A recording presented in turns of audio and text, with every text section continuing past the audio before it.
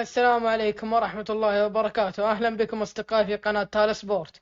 مباريات الجولة الخامسة من دوري روشن السعودي في 23/24. صديقي إذا عجبك الفيديو لا تنسى لايك والاشتراك في القناة. مباريات الجولة الخامسة على مدار يومي الجمعة 1 من سبتمبر والسبت 2 من سبتمبر 2023. أربع مباريات يوم الجمعة 1 من سبتمبر 2023. الفتح يقابل الرائد على ملعب مدينة المجمع الرياضية في المجمع عند الساعة 6 مساء بتوقيت مكة المكرمة.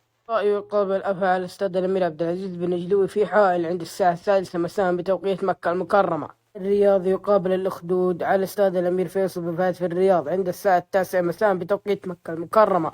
في كل الجولة الخامسة الاتحاد يقابل الهلال على استاد الأمير عبد الله الفيصل في جدة عند الساعة 9 مساء بتوقيت مكة المكرمة. 5 مباريات يوم السبت 2 من سبتمبر 2023. اتفاق يقابل ضمك على استاد الأمير محمد بن فهد في الدمام عند الساعة 9 مساء بتوقيت مكة المكرمة. فتح يقابل الأهلي على ملعب الأمير عبد الله بن شلوي الرياضية في الأحساء عند الساعة 9 مساء بتوقيت مكة المكرمة. الشباب يقابل الخليج على استاد الأمير فيصل بن فهد في الرياض عند الساعة 9 مساء بتوقيت مكة المكرمة. حزم يقابل النصر على استاد مدينة الملك عبد الله الرياضية في بريدة عند الساعة 9 مساء بتوقيت مكة المكرمة. تعاون يقابل الوحدة على ملعب نادي التعاون في بريدة عند الساعة 9 مساء بتوقيت مكة المكرمة.